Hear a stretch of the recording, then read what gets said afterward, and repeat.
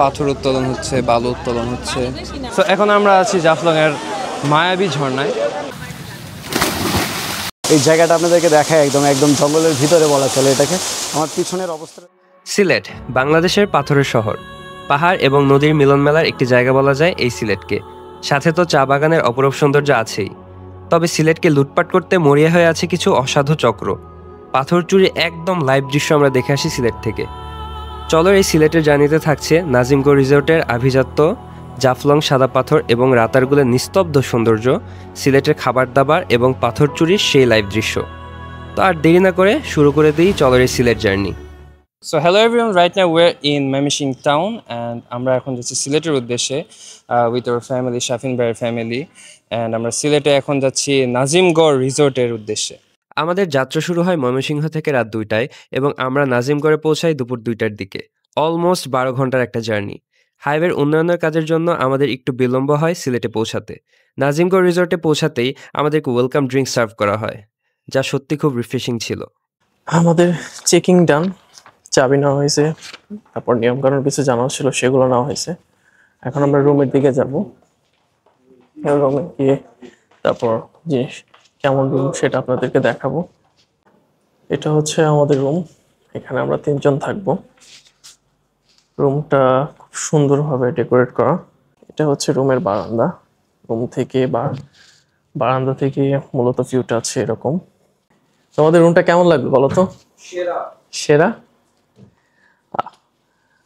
By the way, এই রুমটা আমরা 2 রাতের জন্য নিছি, 2 রাত 3 দিনের জন্য। 2 রাত 3 দিনের জন্য মূলত প্রাইসটা পড়ছে আমাদের টোটাল 27,000 টাকা।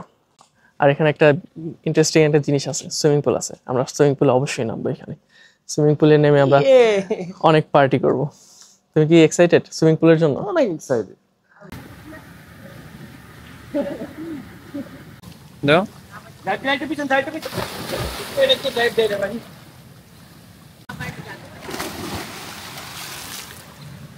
আমাদের সুইমিং করা শেষ, আমরা সবাই এখন সুইমিং করে উঠলাম।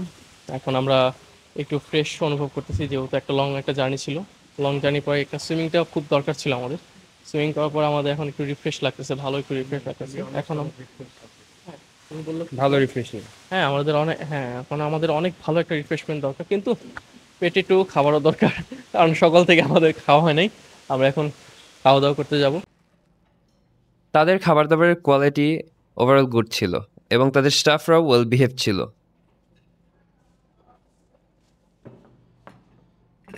তো এখন দেখি রিসোর্টটা আমরা এক্সপ্লোর করি। চলুন একটু নিচের দিকে যাই আমরা। অনেক নিরিবিলি একটা পরিবেশ, মানুষজন খুবই কম, ভালো লাগতেছে খুব। এখানে একটা ডুপ্লেক্স কটেজ আছে, এটা অনেক সুন্দর। জাস্ট একটা পুকুরের পাশে ডুপ্লেক্স কটেজটা করা হয়েছে। অ্যান্ড এইটা হলো আমাদের কটেজটা, আমাদের রুমটা।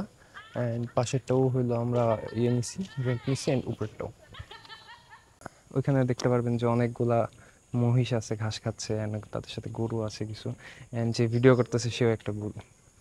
এই হলো তাদের main decoration at night. So জায়গাটা অনেক অনেক সুন্দর। Just look at the view.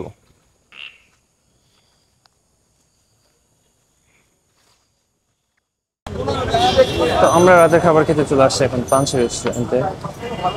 সেই কাঙ্ক্ষিত চিংড়ি যেটা খাওয়ার জন্য আমরা পানশিতে বারবার আসার চেষ্টা করি, এই চিংড়ি আর কোয়েল পাখি। আর সব থেকে বেশি ফেভারিট আমার এই লইটা ভুনা খেতে আসছিলাম কোয়েল পাখি। হ্যাঁ, আমরা একটু লেট করে ফেলছি, যে কারণে আমাদের চিংড়ি খেতে হচ্ছে। চিংড়িটা খাচ্ছি, বাট চিংড়িটা আমাদের অনেক পছন্দের জিনিস। এই দেখো আরেকজন চিংড়িতে হার্ট হয়ে গেছে। আরেকজনের চিংড়িতে পুরো হার্ট হয়ে আছে। চিংড়িটা কেমন ট্রাই করছো? চিংড়ি এখনো ট্রাই করছো? না, দিতে পারবো না, নিব না। তুমি ট্রাই করো না। আমি এখন ট্রাই করিনি। ট্রাই কি করছো? চিংড়ি ট্রাই কি করছো? মজা, অনেক মজা। চিংড়ি ট্রাই করছো? বেস্ট। দেখা যাক সে কতটুকু brave. I'm brave enough.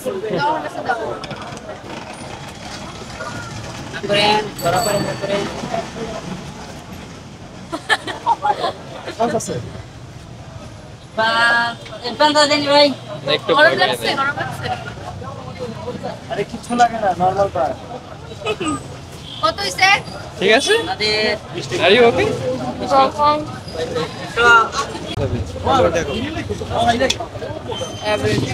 Average. এইটা বেটার না কাজী চুলিরটা বেটার? হেরে গেলাম তো ভাই।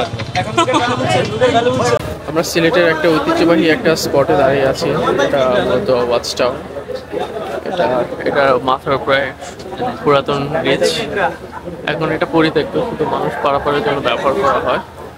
আর এখন মুষলধারে বৃষ্টি পড়ছে, এটা আমরা ওয়াচ টাওয়ারে এখানে আসছি, রাত বাজে এখন 11টা প্রায়। গুড মর্নিং এভরিওয়ান, একটু লেট হয়ে গেছে উঠতে, 10টার উপরে বাজে প্রায়। সো এখন আমরা ফেরে যাব and let's see what we have there. And look at the weather here, guys. Look at the weather. এখন আমরা যাচ্ছি নাজিমগড় রিসর্টের আরেকটা শাখায়, যেটা হচ্ছে লালাখালের দিকে, অ্যান্ড ওইটা ভিজিট শেষে আমরা যাবো জাফলং। তো আমাদের সাথেই থাকুন। আজকে আমাদের গাড়ি হচ্ছে এটা, আমরা এই গাড়িটা বুক করছি। হ্যাঁ, যারা যারা যারা নিজস্ব গাড়ি নিয়ে আসবেন না, তারা অবশ্যই এখান থেকে বুক করে নিতে পারবেন, তাদের এই সার্ভিসটা অ্যাভেলেবল আছে। আমরা এখন বের হয়ে পড়ি লালাখাল এবং জাফলং এর উদ্দেশ্যে। বাট আনফরচুনেটলি আমাদের যাত্রাপথে লালাখালের রাস্তা সাময়িক বন্ধ থাকে, যার কারণে আমরা প্রথমে জাফলং এর দিকে রওনা দিই। অ্যান্ড জাফলং এর এই রাস্তাটা বলা যায় বাংলাদেশের সব থেকে সুন্দর রাস্তাগুলোর মধ্যে একটি। আমি আপনাদেরকে পাহাড়ের ভিউগুলো দেখাই এখান থেকে। এটা হলো রোড, অ্যান্ড রোডের সাইডে এরকম পাহাড়ের ভিউ, যা সত্যি অসাধারণ। আমি আপনাদেরকে সাজেস্ট করব যে আপনারা জাফলংয়ে যারা যাবেন তারা অবশ্যই এই রাস্তায় থেমে এই ভিউটা এনজয় করতে পারেন। এখন আমরা আছি জাফলং থেকে অলমোস্ট 15 কিলোমিটার আগে, অ্যান্ড এইখানে আমরা যতবারই জাফলং আসি, এই নিয়ে আমাদের 5th টাইম, মেবি আমার 5th টাইম, যতবারই জাফলং আসি এখানে আমরা থামি। দেখতে পাচ্ছি এখানে আরো অনেক টুরিস্ট যারা ছবি তুলতেছে, বাজে আসতেছে ছবি। So finally we're in Jaflong and we can see the view over there. এখান থেকে আমরা দেখতে পাচ্ছি ভারতের বিল্ডিংস গুলা, and here's the zero point of Jaflong.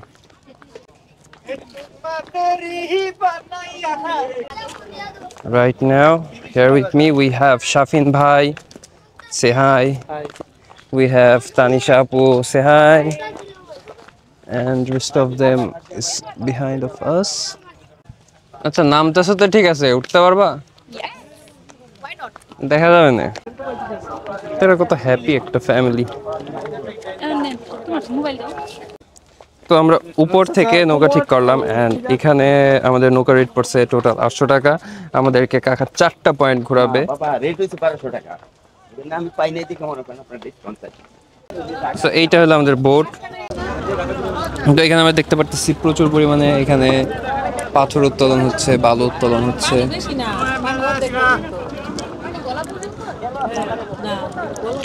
এটা গভর্নমেন্ট পারমিট দিছে এখানে, তাই এখান থেকে এখন প্রচুর পরিমাণে বালু এবং পাথর উত্তোলন হচ্ছে। এইদিকে এটা হলো খাসিয়াপল্লী।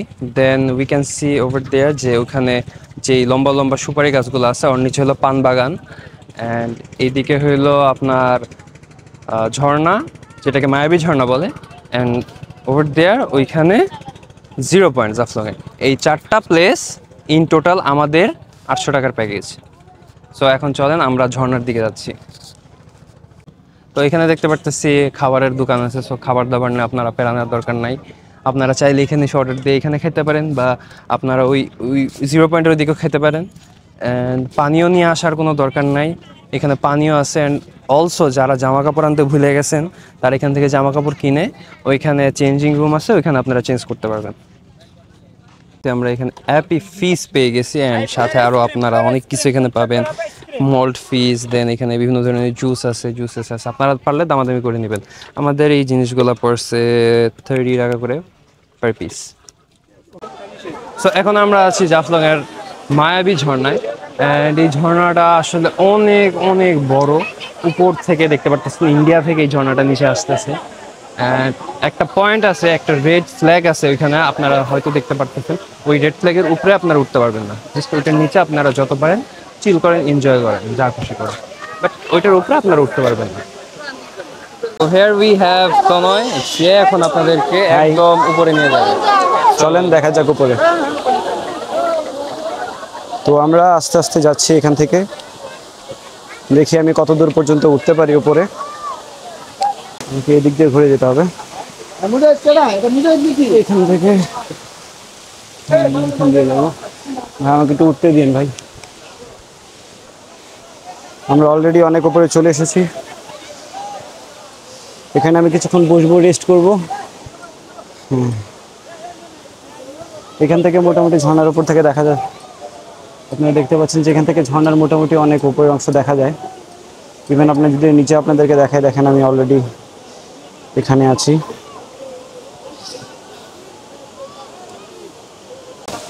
আমি পড়লে কেল্লা ফতে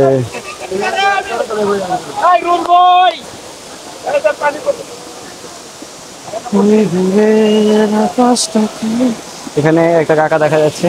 কাকা, আপনার কেমন লাগতেছে এখানে ভিজতে? খুব ভালো লাগতেছে। আপনি এখান পর্যন্ত কিভাবে উঠছেন? লুঙ্গি পরে? লুঙ্গি খুলে যায়নি? এখানে অনেক পানির অনেক স্রোত, যার কারণে আমাকে একটু ঘুরে যেতে হবে। এখানে পাথরগুলো এত পিচ্ছিল যে ক্যামেরা নিয়ে অ্যাকচুয়ালি ওইভাবে যাওয়া আমার পক্ষে পসিবল হচ্ছে না। আমার হাতে যদি হাতটা খালি থাকতো তো আমি অনেক ফাস্ট এখানে চলে যেতে পারতাম।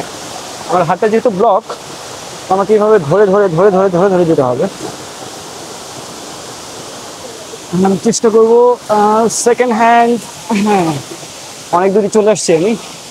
এখন বাকিটা উঠতে হলে আমাকে অবভিয়াসলি ক্যামেরাটা অফ করতে হবে। এখন দাঁড়ানো এই জায়গাটা আপনাদেরকে দেখায়, একদম জঙ্গলের ভিতরে বলা চলে এটাকে। আমার পিছনের অবস্থাটা জাস্ট দেখেন। এখানে আমার যদি আমি যেতে চাই, আমাকে একটাই অপশন বেছে নিতে হবে, সেগুলো হচ্ছে এই লতা পাতা। এই লতা পাতাগুলো যদি ছাড়া আমি যাওয়ার কোনো চেষ্টা করি, এখান দিয়ে যদি আমি যাইতে চাই, আমার ডিভাইসগুলো সবগুলো ভিজে যাবে, যেটা আমি কখনো করতে পারবো না। তো আমাকে লাস্ট অপশন হিসেবে বেছে নিতে হবে লতা পাতাগুলো, যেগুলো কতটা শক্ত হবে আমি ঠিক বুঝতে পারতেছি না। এবং আমি পাহাড়ের যে অবস্থায় আছি, ভিতর থেকে কোনো পোকামাকড় বা জঙ্গলের কোনো সাপ বেরোবে কিনা আমি সেটাও বুঝতে পারতেছি না। তো আমি যেহেতু রিস্ক নেওয়ার মতো ব্যক্তি, আমি অবভিয়াসলি রিস্ক নিব, কী আছে আমি জানি না, বাট আমি যাবো উপরে। আমরা যখন উপরে আসছি তখন আমি ভাবছিলাম আমি একাই হয়তো এই পর্যন্ত পৌঁছাতে পারছি, বাট আমি ছাড়া আরও অনেকেই এখানে আসছে। এরকম 4টা ভাইয়ের সাথে আমার দেখা হয়েছে। এখন আমরা জিজ্ঞেস করবো ভাইকে যে ভাইদের উপরে এসে কেমন লাগছে। চলো ভাই, আপনি যে উপর পর্যন্ত উঠছেন, আপনার কেমন লাগছে? আপনার কি কষ্ট হয়েছে উপর পর্যন্ত উঠতে? উপরে ওঠা কষ্ট লাগছে, ঠিক আছে, কিন্তু কষ্টর চাইতে ওঠাটা এতটা একটা আনন্দ হয়েছে যা বলার বাইরে। সেই কষ্টটুকু এখন আর মনে নাই। মানে কষ্টর চাইতে আনন্দ, ওঠাটাই আনন্দ হয়েছে বেশি। তাতে মানুষজনকে কি বলবেন যে জীবনে দয়াময় করে নিচে থেকে সৌন্দর্য উপভোগ করতে, নাকি কিছু রিস্ক দিয়ে উপরে উঠে আসলে আসল জিনিস সৌন্দর্যটা উপভোগ করা উচিত? না, অবশ্যই উপরে রিস্ক নিয়ে উঠতে হয়। যেমন দেখেন, আমাদের গায়ে কোনো জামা কাপড় নেই, আমরা শর্ট প্যান্ট, হাফ প্যান্ট এবং ওদাম গায়ে উঠি। ওটা রিস্ক নিয়ে উঠি, পায়ে কোনো জুতা রাখি না, রিস্ক নিয়ে উঠি। আপনি কি এর আগে অনেকবার উঠেছেন? হ্যাঁ, এর আগে আমি আরো কয়েকবার আসছি। কতবার উঠছেন তো আনুমানিক? আমি ওই ছোটবেলা থেকে প্রায় 15-16 বছর বয়স থাকতে আমি এখানে আসি। জীবনে প্রথমবার যখন উঠছিলেন তখন আপনার কি মনে হয়েছে? আপনি এই পর্যন্ত আসতে পারবেন, নাকি কয়েকবার নিচে নেমে গেছেন? আমি যাইতে পারবো না, এরকম কি মনে হয়েছে? হ্যাঁ, আমি নিচে থেকে প্রথমবারের মতো আসি, তখন তো আগে থেকে অনুভব করতাম ওইটার উপরে কিভাবে উঠবো, কেমনে যাবো, সব অনেকে উঠতো দেখতাম। কিন্তু তখন থেকে আমার এটা মনে একটা উপলব্ধি করতাম যে কখন উঠবো। অনেক আনন্দ উঠলাম আমরা। আপনাদের সবার অনুভূতি কেমন ভাই? একসাথে একটু বললে ভালো হতো। হ্যাঁ, ইনশাআল্লাহ ভালো ভালো ভালো। তো আপনারা দেখতে পারলেন ভাই, এখানে যারা কষ্ট করে একটু কষ্ট করে উপর পর্যন্ত আসছে, তারা সত্যি অনেক ভালো কিছু ভিউ এখান থেকে পাইছে। এবং উপরে ওঠার যে আসলে পাহাড়ে ওঠার যে মজাটা, এটা উপরে না উঠলে আপনি কখনোই বুঝতে পারবেন না। তো আমরা এখন নেমে যাব, ভাইরা থাকবে কিনা আমি জানি না, তো আমি এখন নেমে যাব। তো আপনাদের সাথে আমি এই পর্যন্তই ছিলাম, দেখা হচ্ছে পরবর্তী ব্লগে। আমরা ভেজা শেষ করে, আমি ভিজি নাই, তনয় উপরে হয়তো গেছিল, আপনারা দেখবেন হয়তো। তারপর এখন সবাই আমরা ব্যাক করতেছি। ব্যাক করে এখন আমরা দাউদকান্দি ব্রিজের দিকে আগাবো। দাউদকান্দি ব্রিজের এখান থেকে ওখানে ভিউটা এনজয় করে তারপর আমরা আবার উপরে উঠবো। উপরে উঠে গাড়ি দিয়ে তারপর আমরা লালাখাল যাব, লালাখাল রিসোর্টটাতে, যেখানে নাজিমগড়ের রিসোর্টটা আছে, সেখানে আমরা যাব। তো রাইট নাও আমরা এখন দেখতে পারতেছি এটা ডাউকি রিভারের ব্রিজ, যেটা ইন্ডিয়ার মধ্যে পড়ছে। আমরা সর্বোচ্চ এই পর্যন্ত হয়তো নৌকা নিয়ে যেতে পারবো, বাট ওই সাইডে যেতে পারবো না। অ্যান্ড ওই সাইড হলো ইন্ডিয়া আর এই সাইডটা হলো বাংলাদেশ। আর আমরা ওইখানে দেখতে পারতেছি ওইটা হলো ইন্ডিয়ার চেকপোস্ট। তো নামা যতটা সহজ, উঠাটা ততটাই কঠিন। অ্যান্ড আপনারা এই ওঠার সময় মিডল পয়েন্টে বা নামার সময় মিডল পয়েন্টে বসে ছবি তুলতে পারেন। সাথে পিছে ডাউকি শহর, ডাউকির সাথে বসে ছবি তুলতে পারেন। অ্যান্ড এই হলো ওঠার রাস্তা। তো বাই বাই জাফলং, আবার দেখা হবে তোমার সাথে। তো আমরা ভিউ দিতে দিতে হঠাৎ বৃষ্টি শুরু হয়ে গেছে, অ্যান্ড সবার একটু হাঁটতে কষ্ট হচ্ছে বৃষ্টির কারণে। But if any case we recommend by your page or Okay. they see your page and they name your page, we'll give another 5% extra discount. That's great. Yes.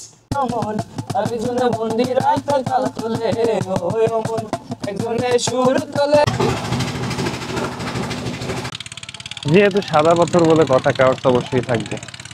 বাংলাদেশের অনেক ফেমাস একটা জায়গা সাদা পাথর ভোলাগঞ্জে।